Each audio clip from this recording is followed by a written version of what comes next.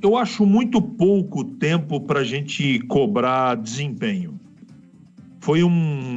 O grupo é remontado, é muita gente nova que ainda não está se conversando, futebolisticamente falando. O trabalho do treinador está no começo. E o Guarani, mesmo com o desentrosamento, mesmo com jogadores questionáveis que ainda precisam mostrar que vieram, o resultado não pode ser desprezado, não. Pelo contrário, empate fora de casa contra a Inter de Limeira era possível vencer, mas o Guarani não perdeu. Em 2 partidas tem 4 pontos. Está bem dentro de uma normalidade, de uma campanha boa. Se continuar assim, o Guarani vai ultrapassar os 15 pontos, seguramente vai passar bem longe da história da degola, né? Do rebaixamento. Agora, desempenho a gente não pode, não dá para projetar nesse jogo quase nada.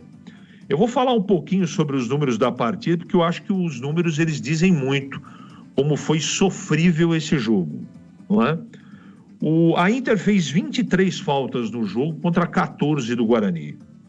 O Guarani trocou quase 500 passes, só que 250 foi de zagueiro para zagueiro, de lateral para zagueiro. Enquanto a Inter de Limeira só trocou 205, menos que a metade. Ela pouco participou, ela desarmou e fez falta.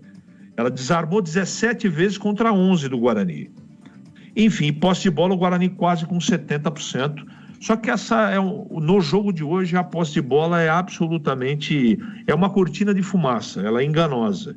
Porque nós não tivemos futebol, tivemos raros momentos de emoção, onde o time do Guarani se esforçou, correu. Eu acho que defensivamente o time está mostrando já na segunda partida uma organização, mas o Guarani não tem meia, o Guarani não tem centroavante, e a transição meio-campo-ataque, ela hoje inexistiu.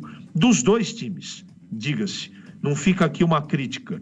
Por isso que eu abri o comentário dizendo que em 2 partidas você não consegue construir um novo time. Eu já disse e vou repetir aqui durante a semana.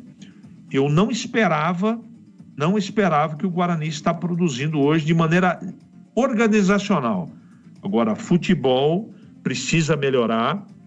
Com o passar das rodadas, a dificuldade dos jogos aumenta e eu tenho certeza que o Maurício Souza sabe disso. De qualquer maneira, como aconteceu no primeiro jogo, Edu, hoje vale mais um empate o resultado do que o desempenho.